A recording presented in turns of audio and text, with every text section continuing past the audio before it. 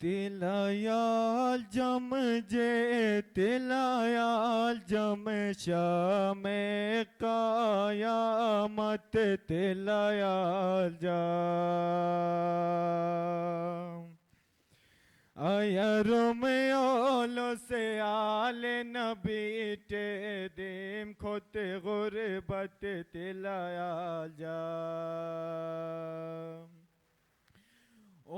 کے اولو سے عباس نمسوم شام غریب آدم اسیر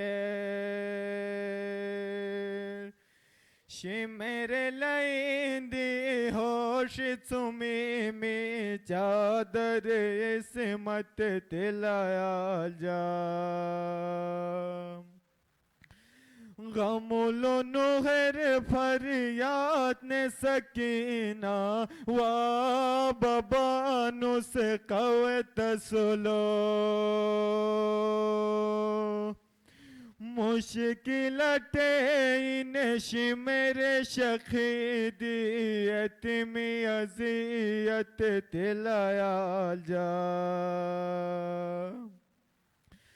قتل گاہل فوج یزید کئی دن میں یہ چھرو میں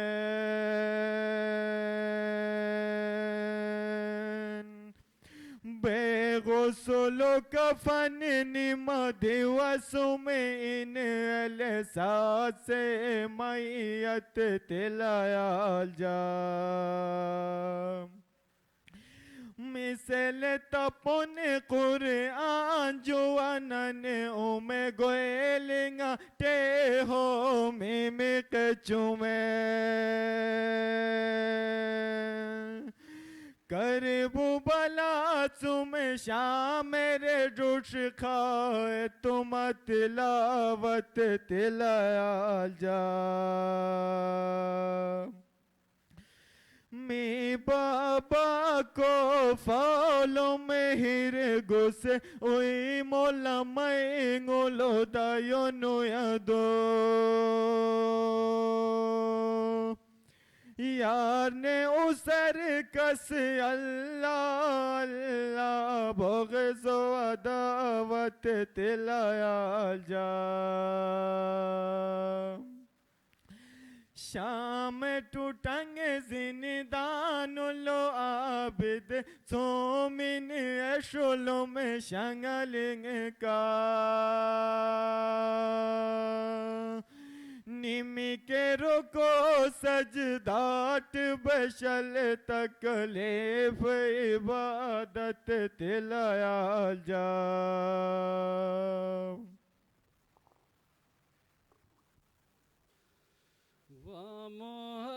ومحرم آلو کھینر اہل بیت چنے بڑے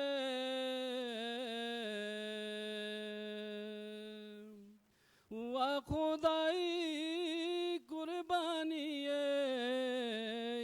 پنگے تیار ہن تیار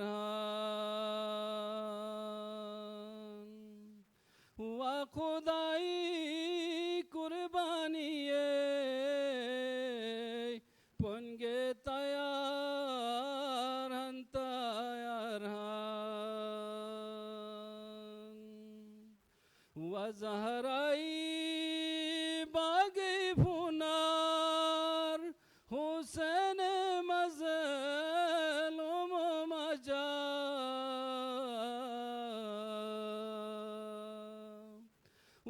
کربلا داس مجا قربانی روتا یاران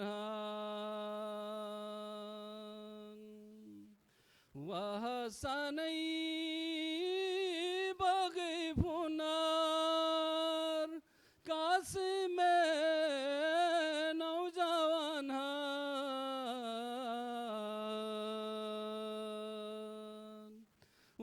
کربلا داس مجا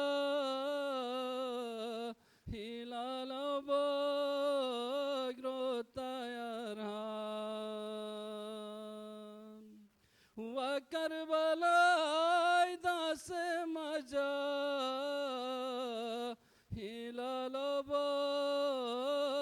روتا یاران ہوا دودھ پیئی اس گھر ماں سوم سفار تیاران ہوا کربلا تاتیس گلیر نروالو کے روتا یاران ہوا کربلا تاتیس گلیر نروالو کے روتا یاران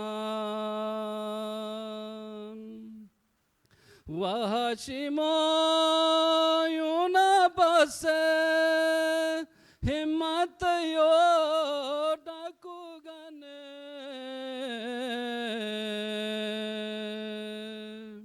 وچون معصوم وئی خاطر روتا یاران وچیو سردار زہرائی باغی پھونار زینب کبرا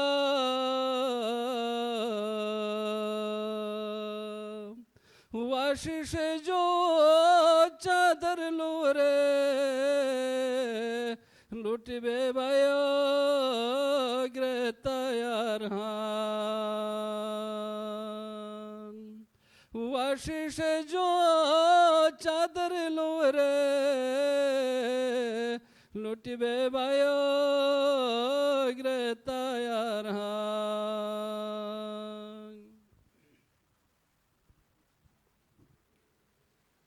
او حاجی عمر اولو بدال اچمے حسین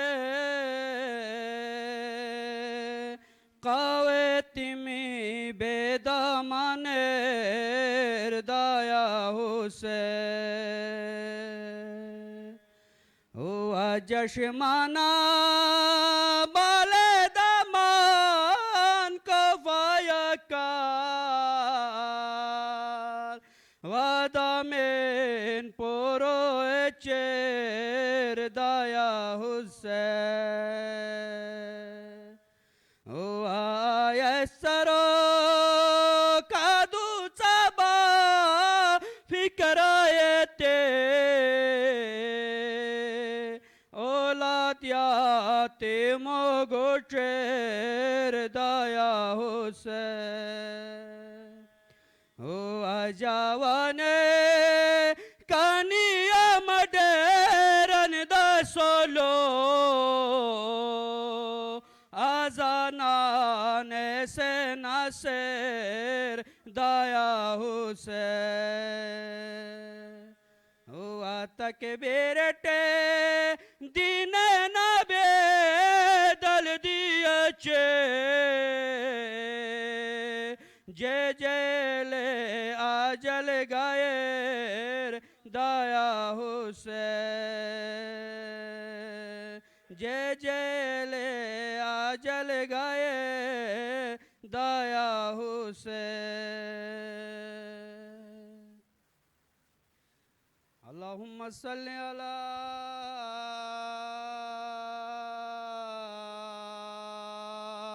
محمد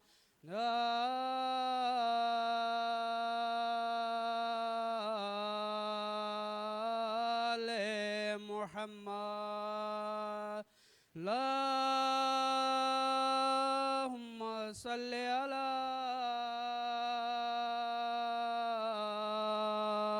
محمد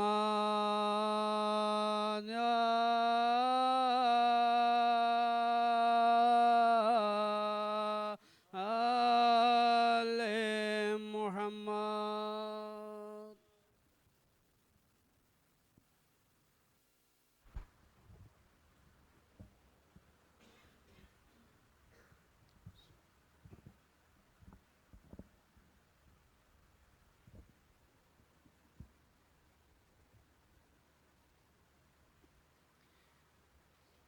خوشنودی سیدۃ النساء العالمین، بلند تر صلوات۔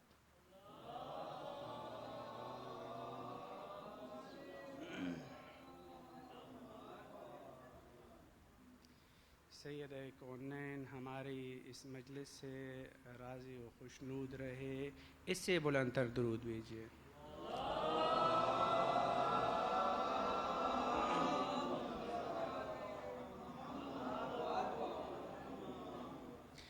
زمانے کے امام کے تعجیل کے لیے بلند تر درود بھیجیے۔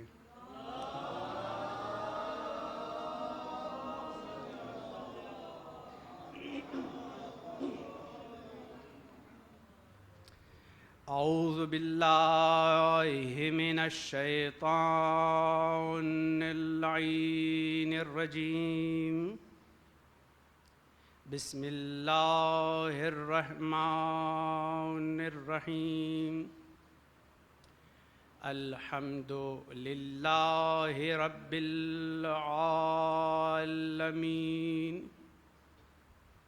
بارئ الخلائق اجمعین، باعث الانبیاء والمرسلین، ثم الصلاة والسلام والتحیۃ والاکرام علی نبی المؤید والرسول المسدد المصطفى الامجد المحمود الاحمد ابی القاسم محمد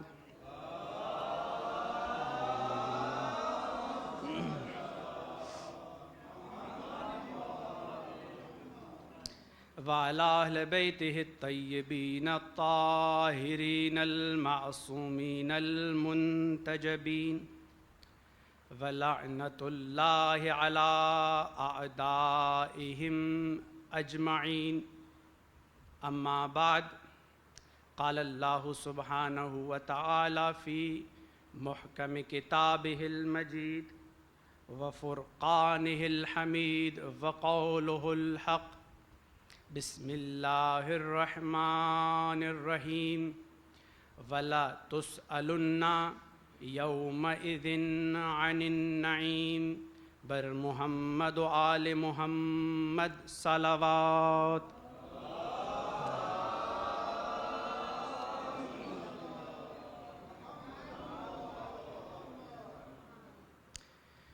محترم سامعین، عزاداران سید الشہداء، 1442 ہجری کے محرم کا چاند آسمان کائنات پر ایک دفعہ پھر طلوع ہو چکا ہے۔ یہ چاند اپنے ساتھ ہر سال کی طرح ایک عظیم حسینی پیغام لے کے آتا ہے۔ یہ مہینہ جو بہت ہی تقدس کا مہینہ ہے، یہ مہینہ جو بہت ہی بافضیلت مہینہ ہے، یہ مہینہ جو بہت ہی بابرکت مہینہ ہے۔ اسلام سے پہلے 4 مقدس مہینے، حرمت والے مہینے، ان میں سے ایک ماہ محرم الحرام تھا۔ حرام کا مطلب ہی یہی ہے کہ جب ہم کہتے ہیں محرم الحرام، یعنی وہ مہینہ جو اللہ کے نزدیک حرمت کا حامل مہینہ ہے، وہ مہینہ جو اللہ کے ہاں تقدس کا حامل مہینہ ہے۔ شریعت اسلامی میں 4 مہینے ایسے ہیں کہ جو اپنی حیثیت خاص رکھتے ہیں، ان میں سے ایک ماہ محرم ہے۔ اس لیے شریعت کا قانون ہے کہ اگر کوئی انسان جرم کرے اور وہی جرم اگر خدا نخواستہ ان 4 مہینوں میں کسی ایک مہینے میں ہو، تو اس کا جرمانہ اس کی دیت 2 برابر ہو جائے گی۔ اگر ایک انسان کا قتل کسی اور مہینے میں اس کی دیت 100 اونٹ ہے، تو یہ ماہ محرم کی تقدس اور اس کی عظمت اور اس کی فضیلت کی وجہ آپ دیکھیے کہ اگر ماہ محرم یا ماہ ذی الحج یا ماہ ذی قعد یا ماہ رجب میں وہی جرم سرزد کرے تو وہ قتل 100 اونٹ 200 اونٹ ہو جائیں گے۔ یہ اسلام سے پہلے ان ایام کے تقدس اور ان ایام کی اہمیت اور یہ مہینے اپنی اہمیت کے حامل تھے۔ اسلام نے ان کو وہی اہمیت، ان 4 مہینوں کی وہی اہمیت برقرار رکھی۔ اپنی فضیلت کے حامل یہ مہینے ابھی تک ہیں، لیکن حسین ابن علی نے اپنے با وفا اصحاب سے جو تاریخ رقم کی کربلا کی سرزمین پر، مولا امام حسین نے اپنی لہو کی جو قربانی دی، اس قربانی کی وجہ سے ماہ محرم کو تا صبح قیامت ذکر محمد و آل محمد کے ساتھ خاص کر دیا۔ اب جب بھی محرم کا چاند طلوع ہوتا ہے تو ہر جگہ حسین حسین، ہر جگہ علی علی، ہر جگہ آل محمد، ہر جگہ اہل بیت کا تذکرہ ہوتا ہے۔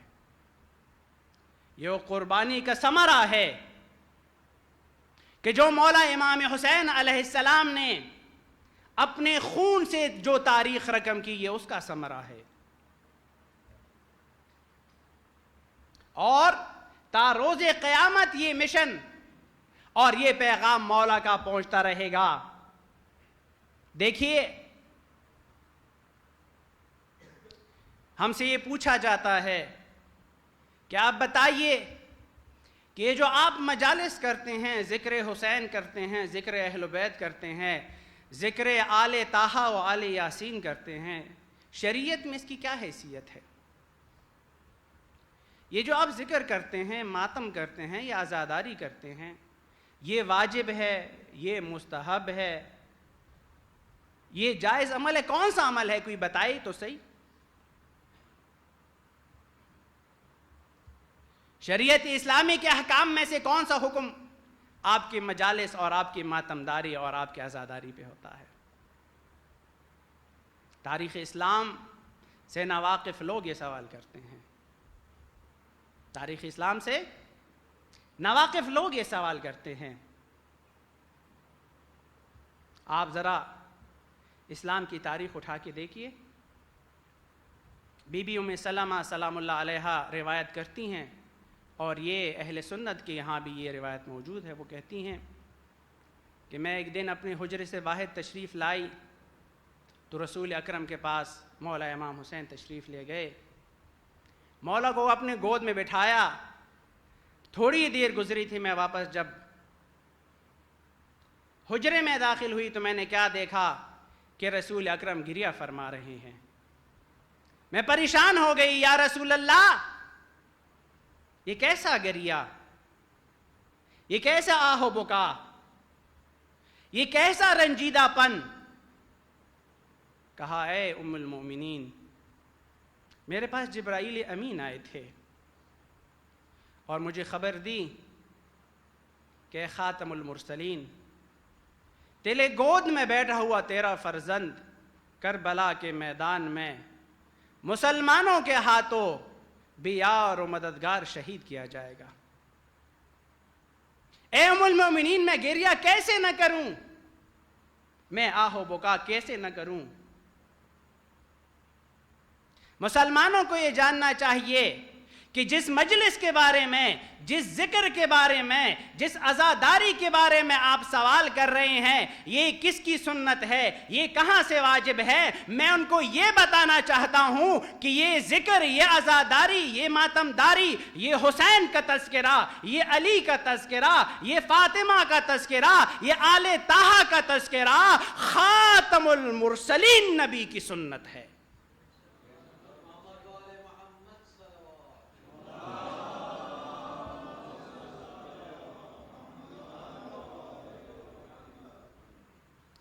خاتم المرسلین نبی کی سنت ہے، اور اگر یہ سنت آپ ادا نہیں کر سکتے تو دوسرے پہ انگلی بھی نہ اٹھائیے، اس لیے کہ اگر حسین کے ذکر کی طرف آپ کی انگلی اٹھے گی تو پھر آپ کا ایمان سالم نہیں رہے گا، پھر آپ کا عقیدہ سالم نہیں رہے گا، پھر آپ کی حقیقت سالم نہیں رہے گی۔ وہ حسین ابن علی جس نے اپنے لہو سے حق و باطل کے درمیان ایک حد فاصل کھینچ لیا، کربلا کے بعد اسلام کی دو ہی تفسیریں ہیں، یا اسلام کی تفسیر حسینی تفسیر ہے یا اسلام کی تفسیر یزیدی تفسیر ہے، کوئی تیسرا راستہ حسین نے نہیں چھوڑا۔ رسول کے بعد ہر مسلمان نے یہ لبادہ اوڑھ لیا کہ میں حقیقی اسلام کا پیروکار ہوں، ہر ایک دعوے دار رہا کہ میں رسول کا ماننے والا ہوں، لیکن روز عاشور جب مولا امام حسین علیہ السلام نے اپنی قربانی دے دی تو اس کے بعد واضح ہو گیا کہ اسلام میں دو ہی راستے ہیں، ایک وہ راستہ جس کے سرید و سردار مولا امام حسین ہیں، اور دوسرا وہ راستہ جس کے سردار یزید ابن معاویہ ہے۔ اب اگر آپ کو رسول تک پہنچنا ہے، اگر آپ کو حقیقی اسلام تک پہنچنا ہے، اگر آپ نے اللہ کی رضا حاصل کرنی ہے، اگر آپ نے رسول کی اتباع کرنی ہے، تو وہ راستہ کربلا سے ہو کے گزرتا ہے، تو وہ راستہ حسین ابن علی کی پیروی کر کے وہ راستہ حاصل ہوتا ہے، وہ یزید کے راستے سے راستہ نہیں ملتا۔ اب ہمارا تشخص واضح ہو گیا، اب ہمارے اصول واضح ہو گئے، کس اسلام کے پیروکار ہو، کس راستے کے پیروکار ہو، کس کو مانتے ہو، حسین ابن علی کو یا یزید ابن معاویہ کو۔ اس لیے تو شاہ اجمیر نے کہا، شاہ است حسین بادشاہ است حسین، دین است حسین دین پناہ است حسین، سرداد نداد دست در دست یزید، حقا کے بنائے لا الہ است حسین۔ یہ ربائی جو شاہ اجمیر نے پڑھی ہے، پورے واقعہ کربلا کا خلاصہ نچوڑ کے اس نے بیان کیا ہے۔ شاہ است حسین بادشاہ است حسین، حسین کا تعارف کر دیا، دین است حسین دین پناہ است حسین، حسین کا وظیفہ بیان کیا، سرداد نداد دست در دست یزید مقصد حسینی بیان کیا، حقا کے بنائے لا الہ است حسین، کربلا کی کامیابی اور فتح کا اعلان کر دیا۔ آج وہ موقع نہیں کہ ہم اس کی تفصیل میں جائیں کہ ایک ایسے شاہ اجمیر نے یہ الہامانہ ربائی پڑھی، یقیناً یہ ایک عظیم پورا مقصد بیان کر دیا۔ میں صرف اس میں سے ایک بیت کی وضاحت کرتا چلوں، درود پڑھیے گا محمد و آل محمد۔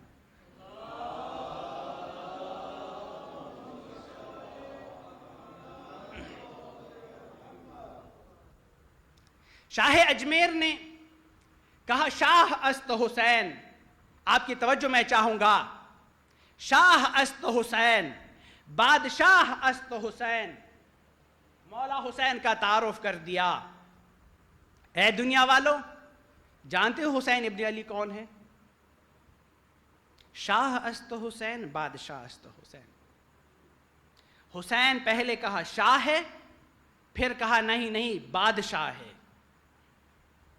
اب دیکھیے، حدیث رسول ہے، الحسن والحسین سیدا شباب اہل الجنہ، میرے دو شہزادے حسن و حسین جنت کے جوانوں کے سردار ہیں۔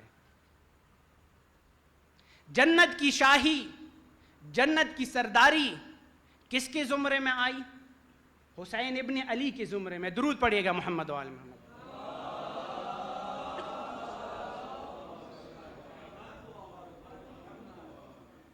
جب کہا شاہ است حسین تو شاید شاہ اجمیر کی نگاہ میں وہ حدیث ہے، الحسن والحسین سیدہ شباب اہل الجنہ، حسن و حسین جنت کے جوانوں کے سردار ہے. جب کہا کہ جنت کی شاہی مولا امام حسین کے پاس ہے تو شاہ اجمیر نے کہا شاہ است حسین، لیکن بعد میں محسوس ہوا کہ شاید میں کم پڑھ گیا، میں کم لکھ گیا، میں کم بول گیا. پھر اس نے کہا نہیں، صرف شاہ ہی نہیں، بادشاہ است حسین. اب کیوں کہا بادشاہ است حسین؟ شاہد شاہ اجمیر نے جب یہ حدیث پڑھی کہ حسین منی وانا من الحسین، حسین مجھ سے ہے اور میں حسین سے ہوں. اب جب رسول کے دائرہ رسالت کو دیکھا، دائرہ رسالت میں کیا کیا چیزیں آتی ہے. رسول کا تعارف قرآن نے کہا وما ارسلناک الا رحمتا للعالمین. اگر اللہ کی ذات رب العالمین ہے تو رسول کی رسالت، رسول کی نبوت رحمت للعالمین بنی پوری دنیا کے لیے. اب مجھے بتائیے کہ رسول کی رسالت کا دائرہ کہاں تک ہے؟ اگر رسول کی رسالت کا دائرہ زمینوں تک ہے تو حسین وارث زمین ہے. اگر رسول کی نبوت کا دائرہ آسمانوں تک ہے تو حسین وارث آسمان ہے. اگر رسول کی رسالت کا دائرہ چرند تک ہے، پرند تک ہے، انس تک ہے، جنات تک ہے، کہکشانوں تک ہے، جہاں تک زمین و آسمان میں، اس دنیا میں، آخرت میں رسول کی نبوت ہے، رسول کی رسالت ہے، وہیں پہ حسین ابن علی کی بادشاہت ہے. اسی لیے تو شاہ اجمیر نے جب رسول کی رسالت کے حدود بندی دیکھی تو اس نے کہا شاہ کافی نہیں ہے، بادشاہ است حسین. صرف شاہی نہیں، بادشاہی حسین کی ہے، دنیا حسین کی ہے، آخرت حسین کی ہے. یہاں بھی شاہی ہے، ادھر بھی شاہی ہے، یہاں بادشاہی ہے، وہاں بادشاہی ہے. درود پڑھیے گا محمد و آل محمد پر.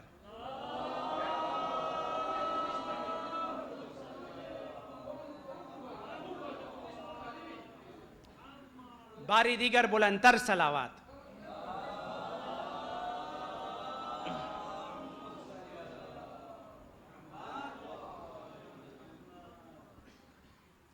چونکہ موضوع یہ ہے نہیں، انشاءاللہ اپنے موقع پہ مزید اس کی وضاحت ہو سکتی ہے، لیکن یہ ماہ محرم، یہ مجالس عزاداری ہم سب عزاداروں کے لیے ایک بہت عظیم پیغام لے کے یہ مجالس عزاداری ہمارے پاس آتی ہے.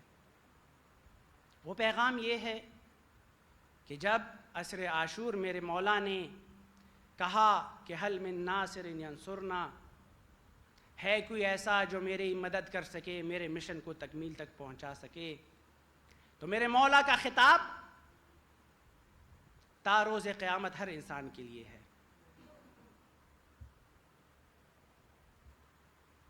اور یہ محرم کا مہینہ ہمارے لیے پیغام لے کے آتا ہے کہ تم میں ہے کوئی ایسا جو مولا امام حسین کے اس استغاثے پہ لبیک کہے. آج بھی کاروان حسینی میں لوگ شامل ہو رہے ہیں. 1400 سال گزر گئے، حسینی قافلہ آگے بڑھ رہا ہے، اور محرم کے مہینے میں ان مجالس اور عزاداری میں ہمیں پیغام ہے آگے بڑھو اور مولا امام حسین کے استغاثے پہ لبیک کہو. کیسے ہم لبیک کہیں؟ اپنے کردار سے لبیک کہو، اپنے عمل سے لبیک کہو، اپنے گفتار سے لبیک کہو. کردار، گفتار، عمل سے اگر آپ نے لبیک کہا تو اپنے زمانے کے امام کے حقیقی منتظر بن جاؤ گے.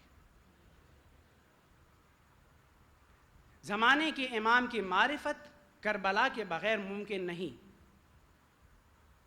ہم کہتے ہیں کہ ہم اپنے زمانے کے امام کا انتظار کر رہے ہیں، تو زمانے امام کا انتظار کربلا کے بغیر ممکن نہیں، کربلا شناسی کے بغیر ممکن نہیں۔ کربلا کو سمجھیں گے تو ہم حقیقی منتظر بنیں گے، ہمیں پتہ لگے گا کہ امام کی اطاعت کسے کہتے ہیں، امام کی پیروی کسے کہتے ہیں، امام کا ساتھ دینا کسے کہتے ہیں، امام کے لیے تیاری کیسی کرنی ہے۔ وہ تو ایک کربلا تھا، یہاں ہر جگہ زمانے کا امام کربلا بپا کرے گا۔ کون ہے جو حر بننا چاہتا ہے؟ کون ہے جو مسلم ابن اوسجہ بننا چاہتا ہے؟ کون ہے جو قاسم کی سیرت پہ چلنا چاہتا ہے؟ کون ہے جو علی اکبر کی سیرت پہ چلنا چاہتا ہے؟ چلو گے تو مولا امام حسین کے قافلے میں شامل ہو کے اپنے زمانے کی امام کی اطاعت حاصل کرو گے، معرفت حاصل کرو گے۔ کربلا کا یہی پیغام ہے۔ کربلا اگر زمانے کے امام کی معرفت سے آپ ہٹائیں تو کربلا ایک واقعہ بن جاتا ہے، کربلا ہسٹری کا ایک واقعہ بن جاتا ہے، ایک حادثہ بن جاتا ہے۔ لیکن اگر کربلا کا اور کربلا کی تاریخ کو کھینچ کر آپ امام زمانہ عجل اللہ تعالی فرجہ شریف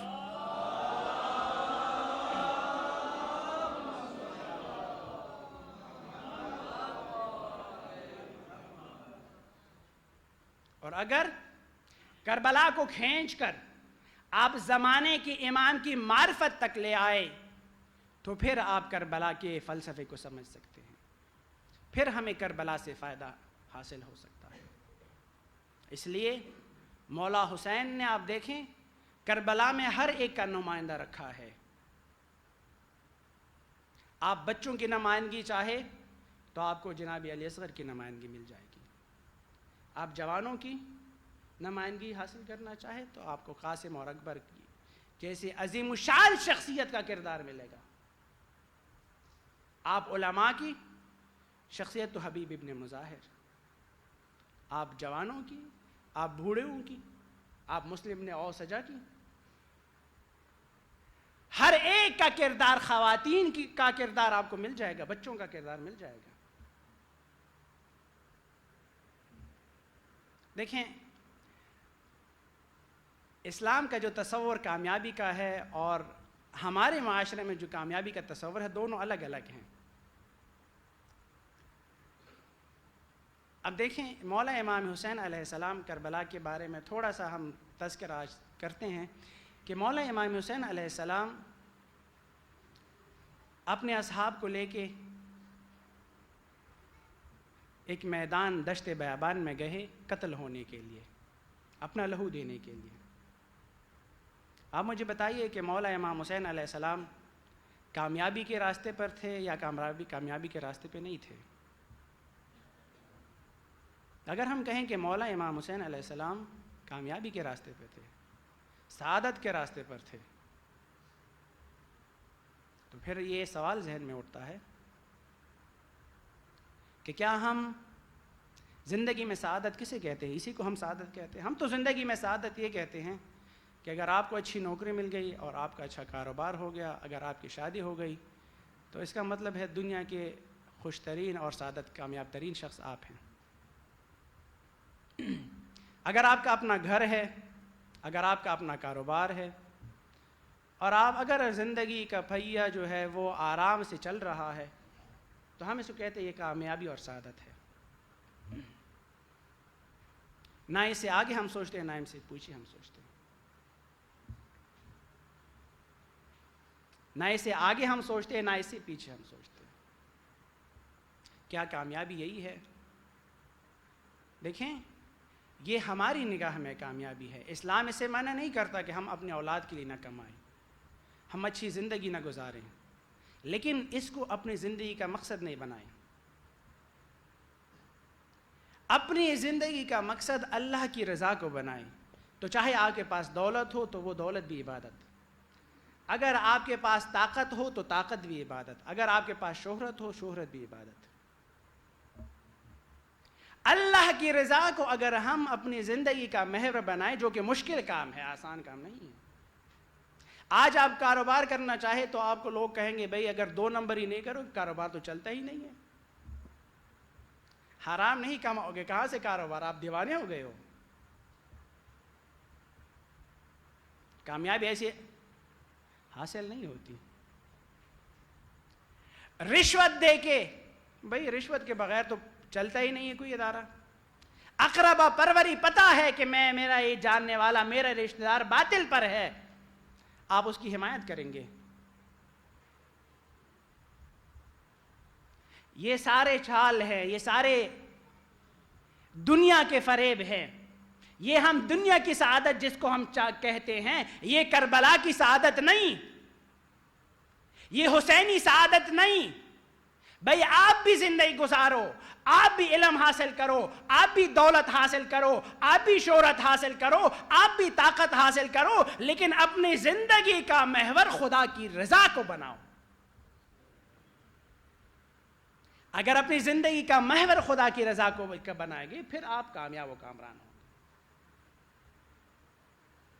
اگر زندگی کا محور خدا کی رضا کو نہیں بنائیں گے پھر ہم نے کربلا سے کچھ نہیں سیکھا۔ کربلا کا ایک واقعہ سمجھ کے اس کو صرف روئے ہیں ہم۔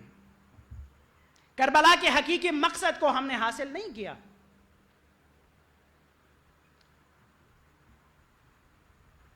یہ ذکر حسین یہ ہماری وجہ سے قائم نہیں ہے، یہ ہم عزاداروں کی وجہ سے قائم نہیں ہے۔ ہم مجالس میں آتے ہیں، کسی پہ احسان نہیں کرتے، بلکہ ہم اللہ کا فیض، اللہ کی رحمت، اللہ کا لطف جو یہاں پہ برستا ہے اس میں سے اپنا حصہ سمیٹنے کے لیے آتے ہیں۔ یہ عزاداری ہم نہیں تھے، یہ عزاداری تھی۔ ہم ہیں، یہ عزاداری ہے۔ ہم نہیں ہوں گے، یہ عزاداری تا دم قیامت باقی رہے گی۔ کیوں؟ اس لیے کہ اس کا وعدہ اللہ نے کیا ہے۔ اللہ نے کیا وعدہ کیا ہے؟ اللہ نے وعدہ کیا ہے فَاذْكُرُونِي أَذْكُرْكُمْ، جو میرا ذکر کرے گا میں اس کا ذکر کروں گا۔ مجھے بتائیے حسین ابن علی نے کس انداز میں، کس عشق سے، کس محبت سے ذکر خدا کیا، اپنی گردن کٹا دی، اپنا آل و آبا قربان کر دیا۔ ایسے حسین کا ذکر تا دم قیامت جاری رہے گا۔ اگر کوئی اس کو روکنا چاہے تو دنیا کی کوئی طاقت اس کو نہیں روک سکتی۔ جب اللہ نے اس کا وعدہ کیا ہے تو کوئی مفتی کون ہوتا ہے، کوئی مولوی کون ہوتا ہے، کوئی حکمران کون ہوتا ہے جو کہتا ہے میں جلوس کو روکوں گا، ذکر حسین کو روکوں گا، ذکر علی کو روکوں گا؟ تاریخ گواہ ہے جب آپ کے بڑے بڑے نہیں روک سکتے تو آپ کیسے روکو گے؟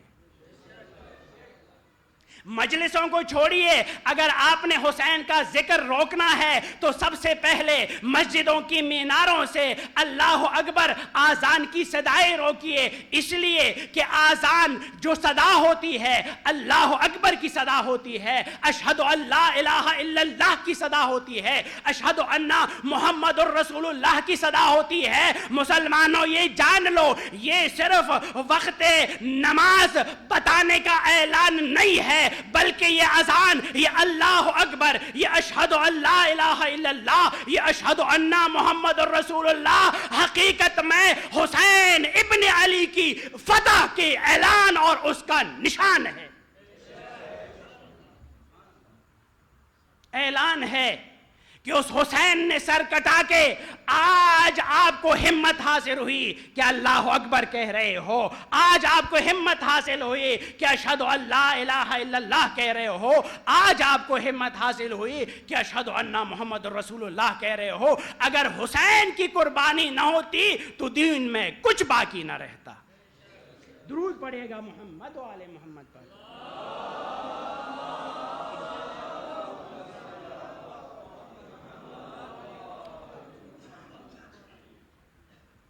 انشاءاللہ آنے والے جن ایام میں جس عنوان کا انتخاب کیا ہے وہ ہے خاندان عصمت و طہارت اور ان کی فضیلت جو قرآن نے بیان کی ہے۔ اس لیے کہ اہل بیت کی اطاعت، اہل بیت کی مودت، اہل بیت کی محبت، اہل بیت کی پیروی، ان کو اولو الامر ماننا، ان کو معصوم ماننا، یہ رسول اکرم کے فرمان کے مطابق ہماری سعادت اور نجات کا سب سے بنیادی وسیلہ ہے۔ اور آج اہل بیت کے بارے میں گفتگو ہوتی ہے، ہمیں پتہ ہونا چاہیے کہ ہمارا عقیدہ لوگوں کی طرح ہوائی عقیدہ نہیں ہے، بلکہ ہمارے عقیدے کی بنیادیں قرآن میں پائی جاتی ہیں۔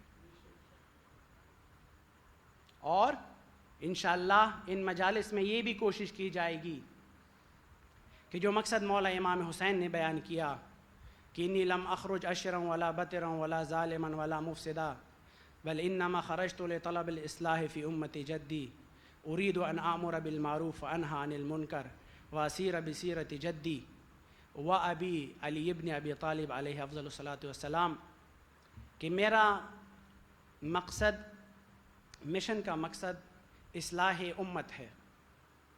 تو انشاءاللہ کوشش کریں گے کہ معاشرے کے اصلاح کے لیے حسینی پیغام دے سکیں، خاندان عصمت و طہارت اور اس کے ذیل میں یہ پیغام دے سکیں کہ اصلاح معاشرے میں آج جو معاشرے میں مختلف بیماریاں ہیں اس کے لیے ہم کیا رائے حل پیش کر سکتے ہیں۔ درود پڑھیے گا محمد و آل محمد پر۔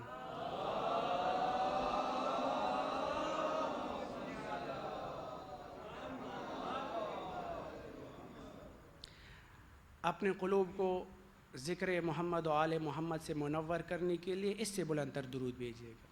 اللہ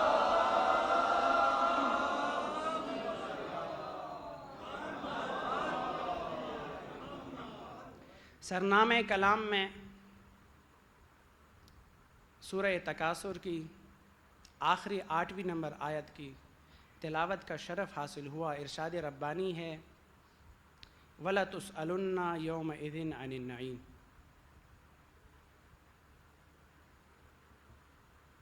اور تم سے نعمتوں کے بارے میں ضرور پوچھا جائے گا۔ وَلَتُسْأَلُنَّ، آپ سے سوال کیا جائے گا، یومئذٍ، اس دن، عن النعیم، نعمتوں کے بارے میں۔ قرآن کی آیت قیامت کے ایک خاص منظر کے اور ایک خاص واقعے کی منظر کشی کر رہی ہے۔ یہ آیت ارشاد ربانی ہے کہ قیامت کا منظر ہوگا اور لوگوں کو کھڑا کیا جائے گا، ان سے ایک سوال کیا جائے گا۔ کس چیز کا سوال؟ نعمتوں کے بارے میں۔ دیکھیے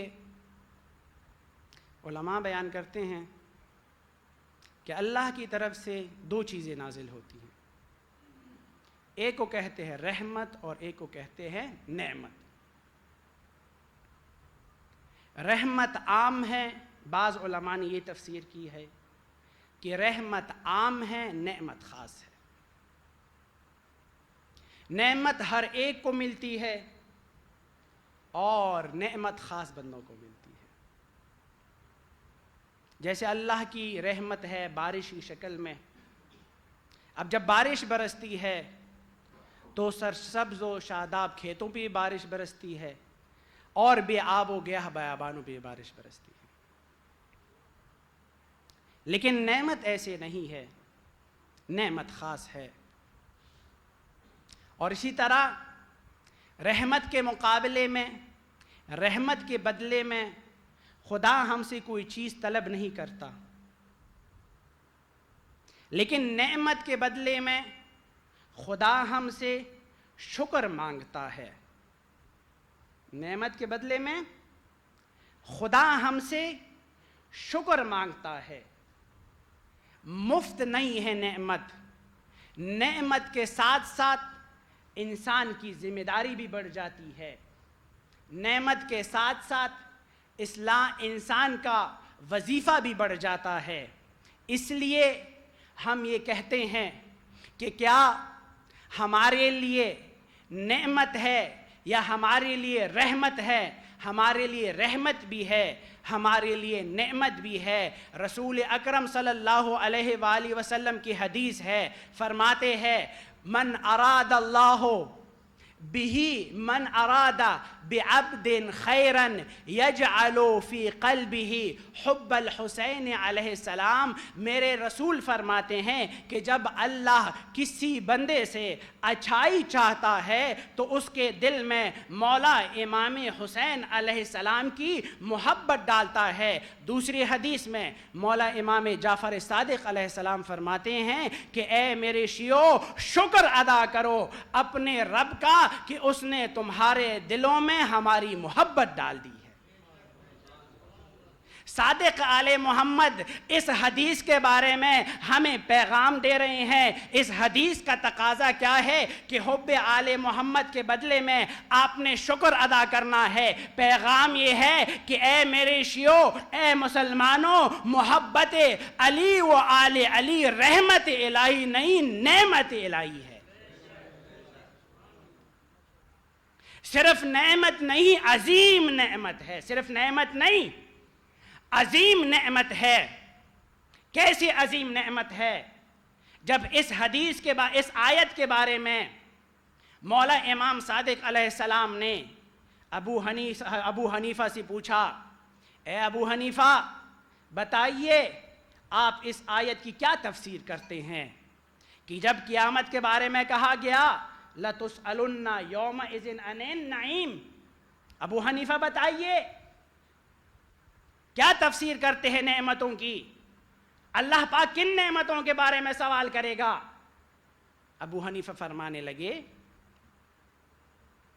اے فرزند رسول، جن نعمتوں کے بارے میں اللہ سوال کرے گا وہ کھانے پینے کی چیزیں اور ٹھنڈا پانی ہے۔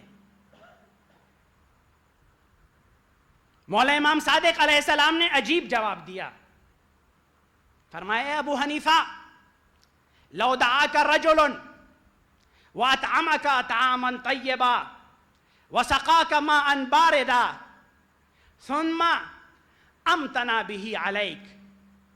اے ابو حنیفہ یہ بتاؤ، اگر کوئی تمہیں اپنے دعوت پہ بلائے، آپ کو دعوت دے ایک شخص، وَأَطْعَمَكَ طَعَامًا طَيِّبًا، اور تمہیں لذیذ اور پاک و پاکیزہ کھانے کھلائے، وَسَقَاكَ مَاءً بَارِدًا، اور آپ کو ٹھنڈا پانی بھی پلائے، یہ سب کچھ دعوت کرنے کے بعد ثُمَّ أَمْطَرَ بِهِ عَلَيْكَ، پھر وہ منت گزاری کرے تم پر کہ دیکھو میں نے کیا کیا کھلایا ہے۔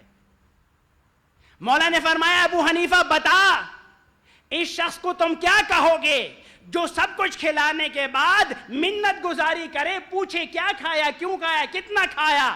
بتاؤ ایسے شخص کے بارے میں ابو حنیفہ کیا کہو گے؟ کہا میں ایسے شخص کو بخیل کہوں گا۔ کہا اے ابو حنیفہ، اگر ایسے شخص کو تم بخیل کہتے ہو تو وہ اللہ جس کے دست قدرت میں پورے کائنات کی بادشاہی ہے، وہ تم سے کھانے پینے کا سوال کرے گا؟ ابو حنیفہ حیران ہو گئے، کہا مولا پھر ان نعمتوں کے بارے میں جن کے بارے میں سوال ہوگا، میرے مولا بتائیے ان نعمتوں سے مراد کیا ہے؟ مولا نے فرمایا قیامت کا وہ دن جہاں سختی ہوگی، جہاں گرمی ہوگی، ہر ایک حیران ہوگا، ہر ایک پریشان ہوگا، ذرے ذرے کا حساب دے گا، عمل کا حساب دے گا، ہر چیز کے بارے میں پوچھا جائے گا۔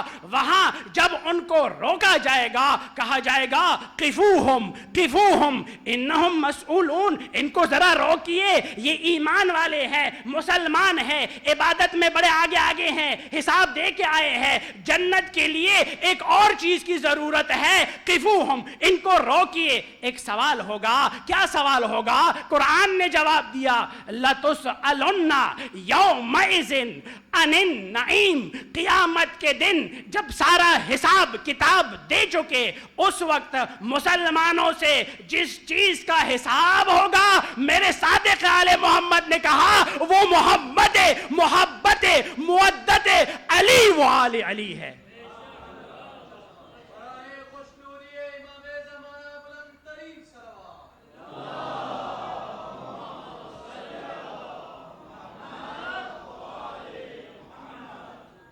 جس کا حساب لیا جائے گا وہ محبت محمد و آل محمد ہے۔ دیکھیے، محبت آل محمد کی محبت یہ فرض ہے۔ جس طرح نماز فرض واجب ہے، جس طرح روزہ واجب ہے، جس طرح زکوٰۃ واجب ہے، جس طرح خمس واجب ہے، اسی طرح مودت و محبت آل محبت کیا ہے؟ واجب۔ فرق ہے دونوں میں، عبادتوں کے وجوب میں اور حب آل محمد میں فرق ہے۔ درود بھیجئے محمد و آل محمد پر۔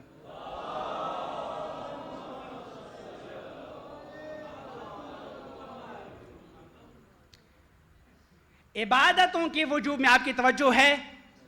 اگر توجہ ہے اسے بلند تر درود بھیجئے گا۔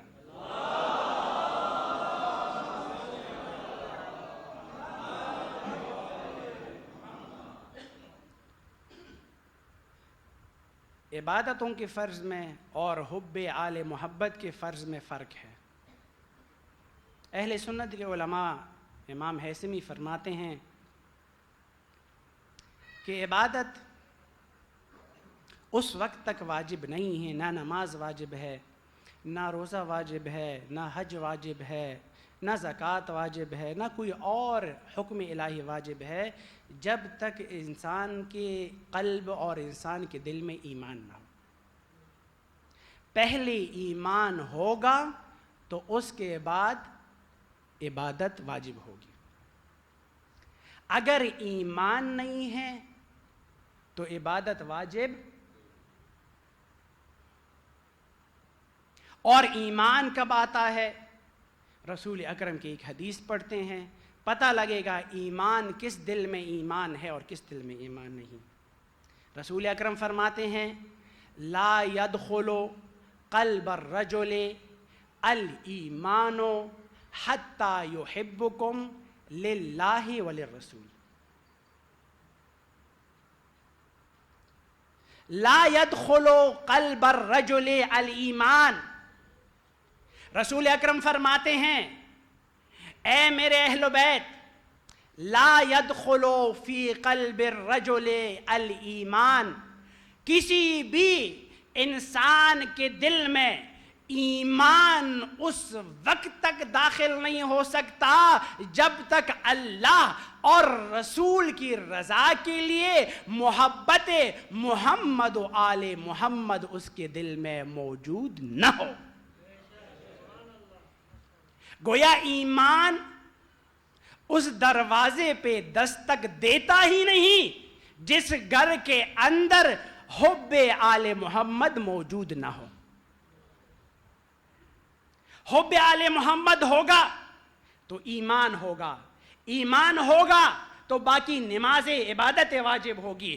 فرق پتہ چلا کہ اس محبت کا وجوب کہاں اور اس محبت کا وجوب کہاں۔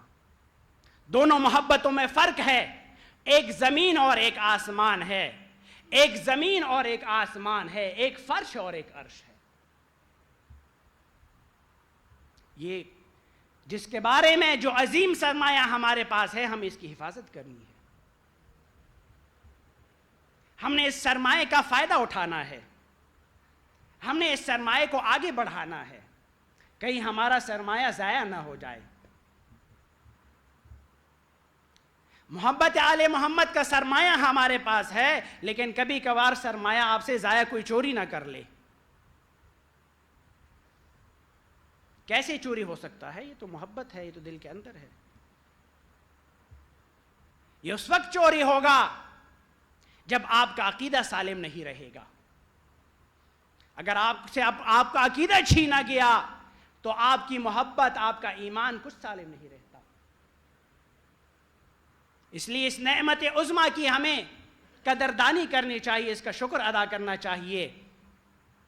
نعمتوں کا تذکرہ ہو رہا تھا، حدیث ہے کہ دو ایسی نعمتیں ہیں کہ انسان کو ان کے ذریعے آزمایا جاتا ہے، لیکن بہت سے انسان ان دو نعمتوں میں ناشکر پن کا اظہار کرتے ہیں۔ وہ دو نعمتیں کون سی ہیں؟ ایک فراغت اور دوسری صحت۔ دو ایسی نعمتیں اللہ فرماتا ہے کہ انسان ان نعمتوں کی قدردانی نہیں کرتا، فراغت اور صحت۔ नाशुक्रापन किसे कहते हैं? कि जिसने आपको नेमत दी है उसके मर्जी के मुताबिक इस्तेमाल करोगे तो इसका मतलब आपने शुक्र अदा किया, और जिसने नेमत दी है अगर उसके मर्जी के खिलाफ इस्तेमाल करोगे तो नाशुक्रापन है। फुर्सत, फरागत आपको अता की गई है, सेहत आपको अता की गई है, ये दो बड़ी नेमतें हैं, इनका शुक्र अदा कीजिए। फरागत का वक्त उसकी रज़ा के लिए इस्तेमाल कीजिए, उसके रज़ा के खिलाफ इस्तेमाल न करें। कोरोना का दौर है, पूरी दुनिया को कोरोना ने फारिग कर दिया है, पूरी दुनिया बेकार हो गई है। तो ये हदीस बताती है कि इस फरागत के वक्त को आप बेजा इस्तेमाल न करें, इस वक्त को बेजा इस्तेमाल न करें। अगर इस वक्त को आपने बेजा इस्तेमाल किया, आपने नाशुक्रपन का इजहार किया है। देखें, जिंदगी में एक प्लानिंग होनी चाहिए, तकसीम वक्त होना चाहिए कि हम इस वक्त को कैसे इस्तेमाल करें, इसलिए कि वक्त गुजर जाता है, किसी का इंतज़ार नहीं करता। आजकल सोशल मीडिया का दौर है, किसी को फारिग नहीं रहना चाहिए, और अगर फारिग हो तो अपने वक्त को देखे कि मैं किस चीज़ में इस्तेमाल कर रहा हूँ। आज हमारे जवानों का वक्त जिस चीज़ में मसरूफ़ हैं, एक तो गेम है जिसको हम पबजी कहते हैं, और दूसरा जो है टिकटॉक। देखें, अब आप उनसे पूछें कि भाई ये क्यों खेल रहे हो, तो वो उनका जवाब भी सही है कि भाई हम इसके अलावा करें क्या, है जी। हमारे दोस्त करते हैं, हमारे अहबाब करते हैं, तो हम भी खेलें तो कोई बुरी बात थोड़ी है। आज के दुनिया के डॉक्टर, बड़े बड़े डॉक्टर कहते हैं कि ये गेम एडिक्शन जिसे कहते हैं, कि जो मुख्तलिफ़ गेम्स हैं ये बाज़ात ख़ुद एक बीमारी है, एक नशा है, और इसका नशा बहुत शदीद है। क्या मतलब शदीद है?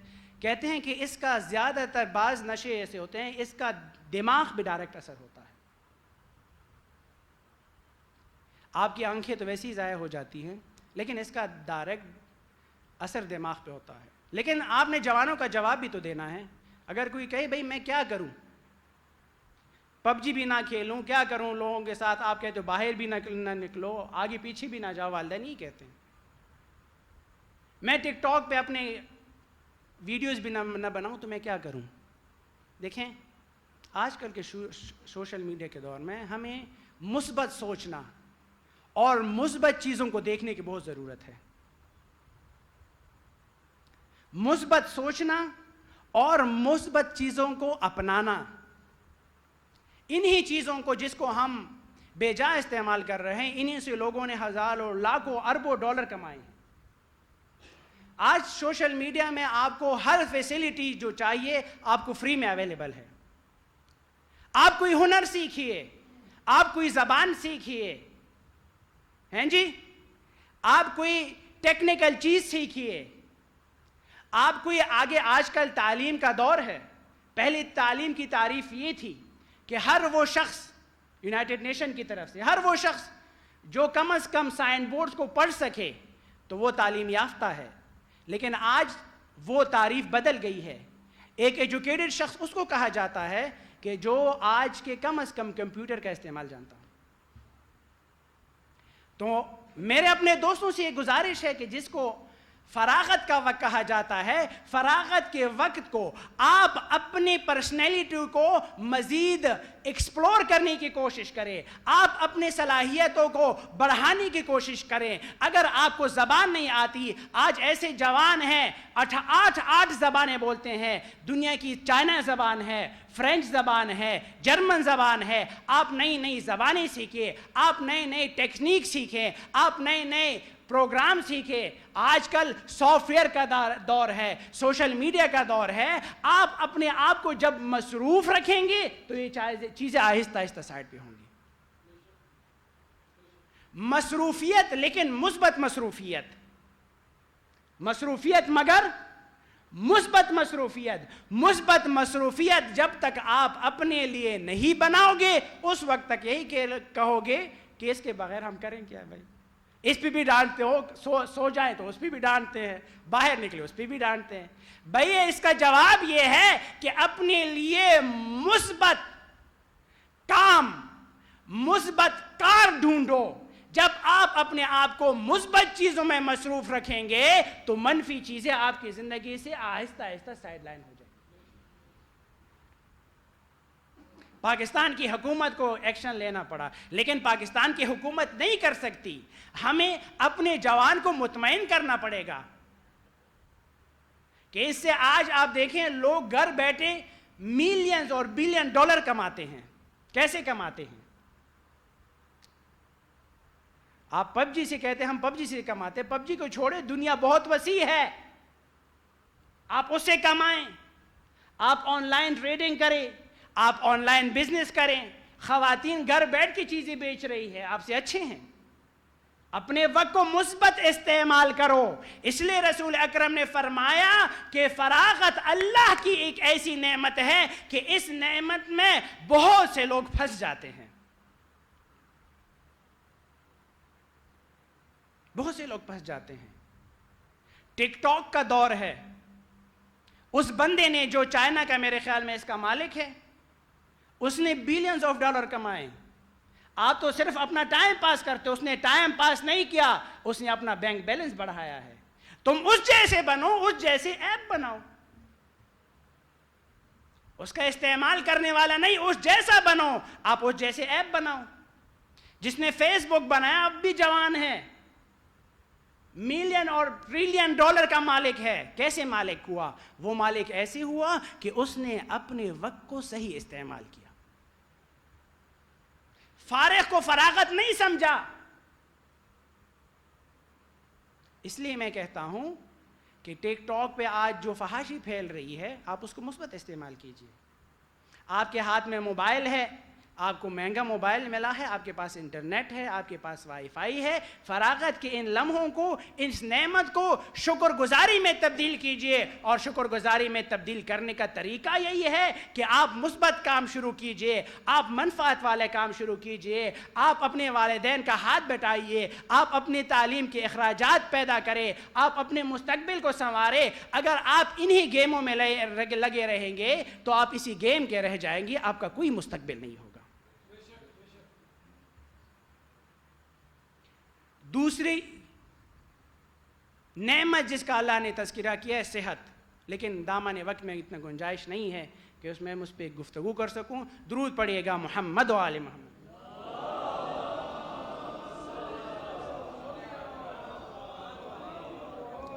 تو میرے عزیز دوستوں، میرے بھائیوں، میری بہنوں، آج کا دور سوشل میڈیا کا دور ہے.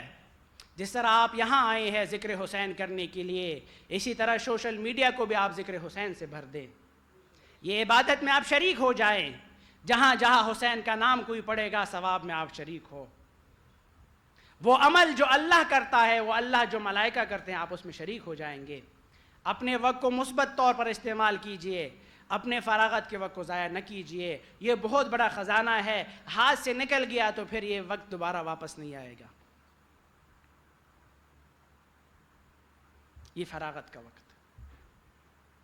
نعمتیں بہت ہیں، لیکن ان سب نعمتوں میں سب سے عظیم نعمت جو میں نے کہا، جس کے بارے میں قیامت کے بعد دن سوال کیا جائے گا، وہ نعمت محبت رسول و آل رسول ہے. رسول اکرم نے اپنی زندگی میں اور آخری لمحات میں مسلمانوں کو یہی بتایا، مسلمانوں دیکھو، اہل بیت کے بارے میں تمہیں اللہ کے ڈراتا ہوں، اللہ سے ڈراتا ہوں، اللہ سے ڈراتا ہوں. اے مسلمانوں، میرے بعد قرآن کی پیروی کرنا اور اہل بیت کی پیروی کرنا. اے مسلمانوں، میرے بعد علی کو اپنا مولا ماننا، کامیاب رہو گے. اے مسلمانوں، اہل بیت کی مثال نوح کی کشتی کی مثال ہے. جو اس میں سوار ہو گیا نجات پا گیا، جو اسے رہ گیا ہلاک ہو گیا. اے مسلمانوں، کبھی میرے اہل بیت کو اذیت نہ دینا. جنہوں نے اہل بیت سے محبت کی، انہوں نے مجھ سے محبت کی. جنہوں نے مجھ سے محبت کی، انہوں نے خدا سے محبت کی. جنہوں نے اہل بیت سے دشمنی کی انہوں نے مجھ سے دشمنی کی، جنہوں نے مجھ سے دشمنی کی انہوں نے خدا سے دشمنی کی۔ لیکن مسلمانوں نے رسول کی باتوں کا کوئی لحاظ نہ رکھا۔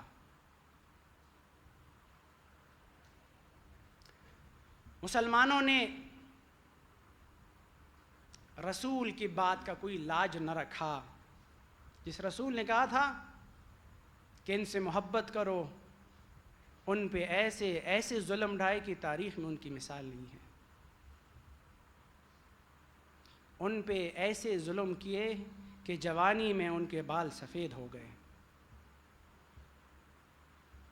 ان پہ ایسے ایسے ظلم کیے کہ اپنے شہروں میں، بازاروں میں اور درباروں میں پھرایا گیا۔ کتنے مظلوم ہیں میرے اہل بیت۔ عبداللہ ابن عباس بیان کرتے ہیں کہ میں اور دوسرے اصحاب رسول خدا کے ساتھ مسجد نبوی میں تشریف فرما تھے، دیکھتے ہیں 2 شہزادے مسجد نبوی میں داخل ہو رہے ہیں۔ مولا امام حسن نے امام حسین کا ہاتھ پکڑا ہوا ہے اور آ رہے ہیں مسجد نبوی کی طرف۔ دونوں شہزادے فرما رہے ہیں من مثلنا، ہے کوئی جو ہم جیسا ہو؟ جدنا سید الانبیاء والمرسلین۔ دونوں شہزادے کہہ رہے ہیں ہے کوئی ہم جیسا؟ ہمارے نانا انبیاء اور مرسلین کے سردار ہے۔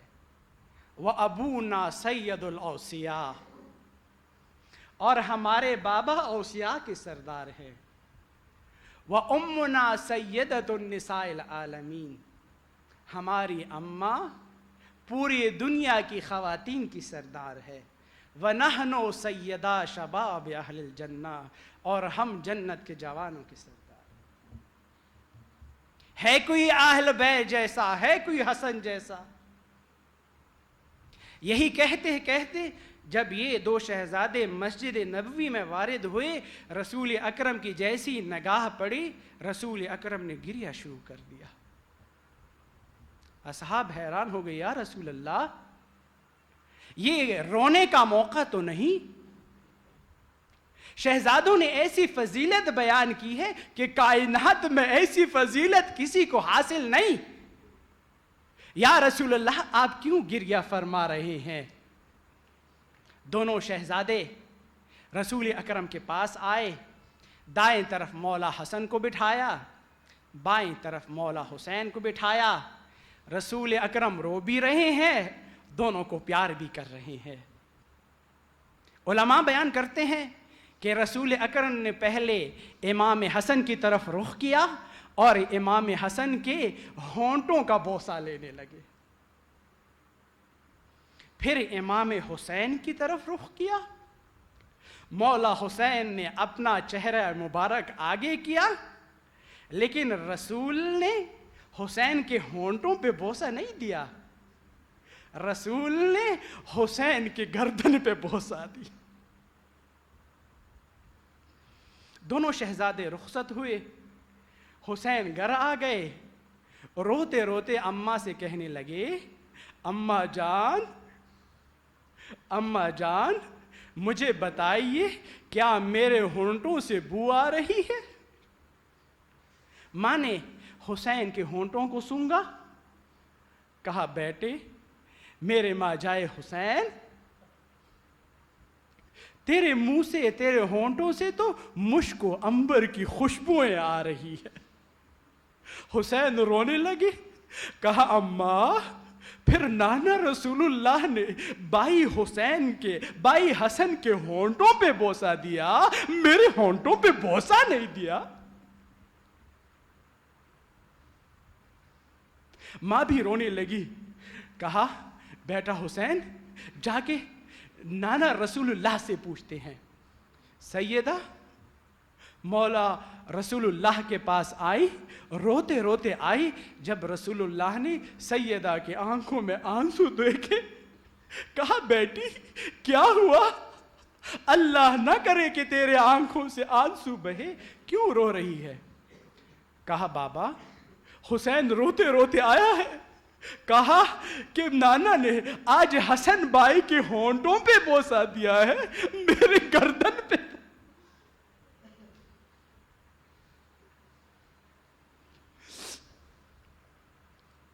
جب رسول اللہ نے یہ سنا، کہا بیٹی میں بتا تو دوں گا لیکن آپ برداشت نہ کر پائیں گی۔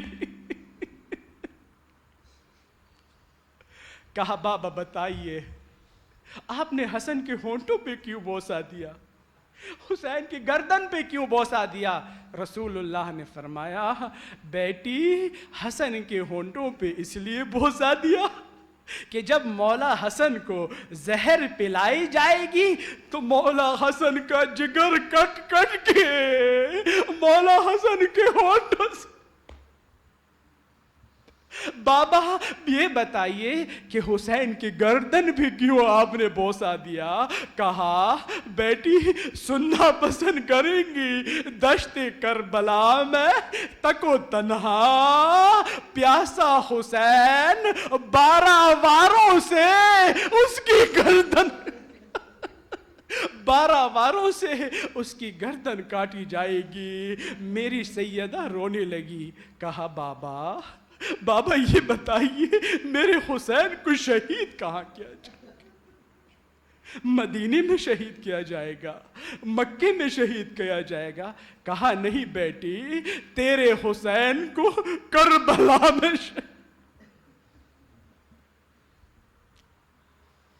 کہا بابا مجھے یہ بتائی میرے حسین پہ رونے والا کوئی ہوگا؟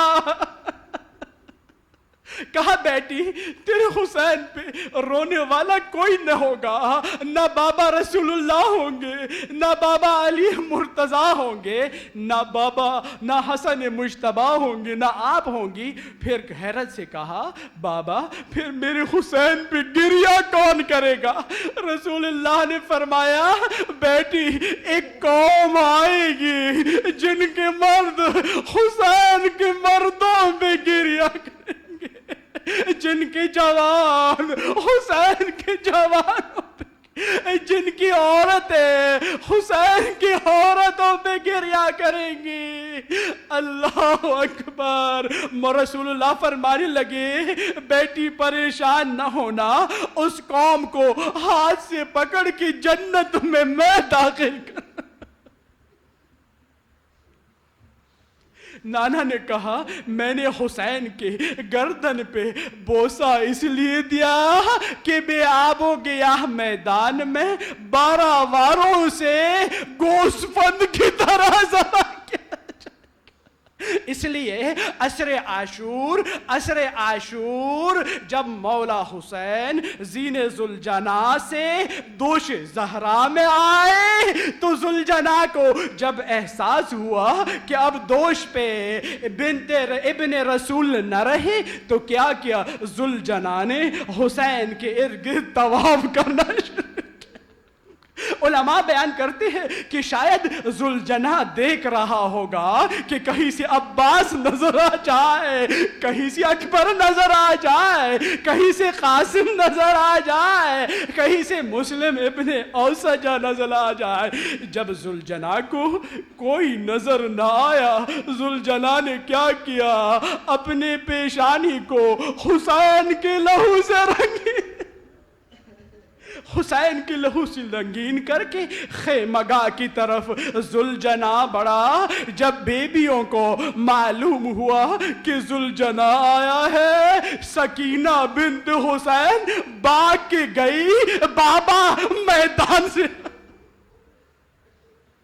لیکن جب باہر آئی کیا دیکھتی ہے؟ ذوالجناح کا زین خالی ہے۔ پوچھنے لگی ذوالجناح میرے بابا حسین کہاں ہے؟ ذوالجناح یہ تو بتا میرے بابا نے پانی پیا تھا یا نہیں؟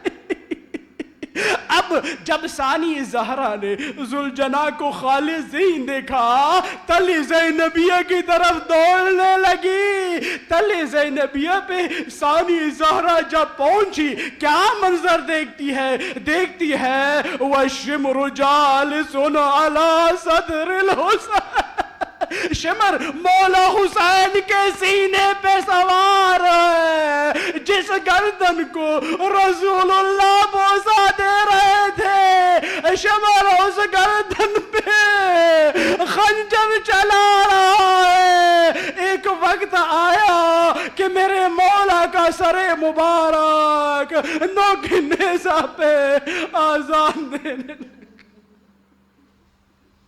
الا لعنت اللہ علی القوم الظالمین وسيعلم الذین ظلموا ای منقلب ینقلبون باسمک یا اللہ یا اللہ یا اللہ یا اللہ یا اللہ یا اللہ یا اللہ۔ الہی تجھے واسطہ محمد و آل محمد کا ہماری اس عزاداری کو اپنی درگاہ میں قبول و منظور فرما۔ الہی بحق محمد و آل محمد ہمیں اہل بیت کا حقیقی پیروکار قرار دے۔ الہی بحق محمد و آل محمد اس دنیا میں اہل بیت کی زیارت اور آخرت میں اہل بیت کی شفاعت نصیب فرما۔ الہی بحق محمد و آل محمد ہمارے دلوں کو محبت علی و آل علی سے منور فرما۔ الہی بحق محمد و آل محمد حاضرین مجلس کی جو مشکلات ہوں مشکلات کو آسان فرما۔ الہی جو بیمار ہیں ان کو شفا یابی عطا فرما۔ الہی جو مشکلات ہیں ان کی مشکلات کو دور فرما۔ الہی بحق محمد و آل محمد جن کی جو حاجات ہیں ان کے حاجات کو برآوردہ فرما۔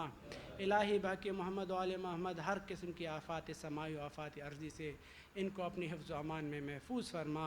الہی بحق محمد و آل محمد ملک عزیز پاکستان کو استحکام عطا فرما۔ الہی بحق محمد و آل محمد ہم سب کو اپنے زمانے کے امام کے لشکر میں شامل فرما۔ الہی بحق محمد و آل محمد ہمیں ان کے حقیق و عوان و انسان میں سے قرار دے۔ پھر حاضرین مجلس کی جملہ مرحومین کے لیے سورۃ المبارکۃ الفاتحہ۔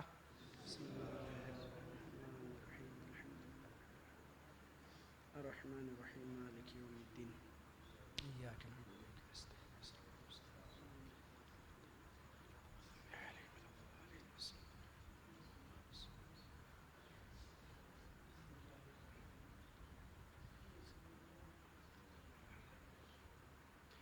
ایک مومنہ کی بصارت میں مسئلہ پیش آ گیا ہے، بیمار ہے، خصوصی دعا کے التماس کیا ہے، اور بیٹھی ہوئی اس مجلس میں جن جن کی جو حاجات ہے، جن جن کی جو مشکلات ہے، جن جن کے گھر مریض ہیں، جو لا اولاد ہے، رزق میں جن کی تنگی ہے اور جو مشکلات ہے، ان سب کی برآوردگی کے لیے سب مل کے 3 دفعہ بآواز بلند درود پڑے گا محمد و آل محمد پر۔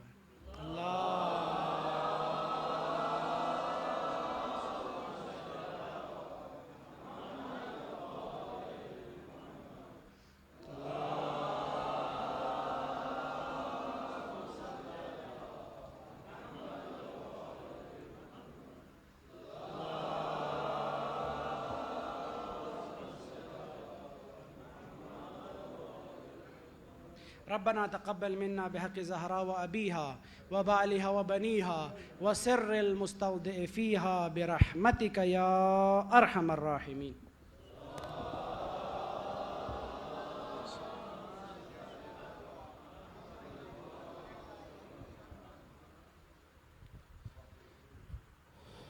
مومندرو عشرہ محرم انشاءاللہ ٹھیک 8 بجے شروع میں تمام مومنین سم گزارش دلا کہ ماگن پارکنگ انتظام توان میں بائک شو اور گارڈنز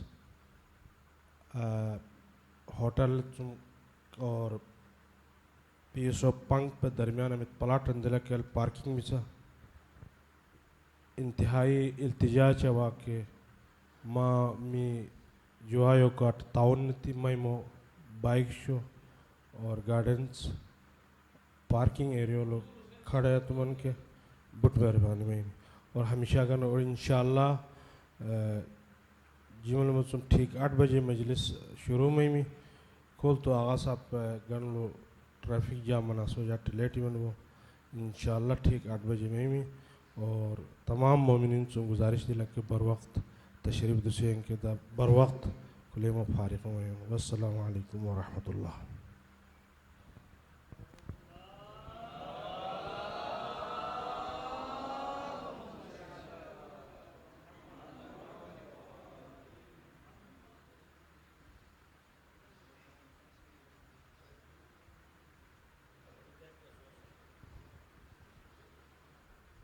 ممندر تبرک انتظام دل حول شاپارشور بندوبستوان نیو سلومائی متبرک نین شکریہ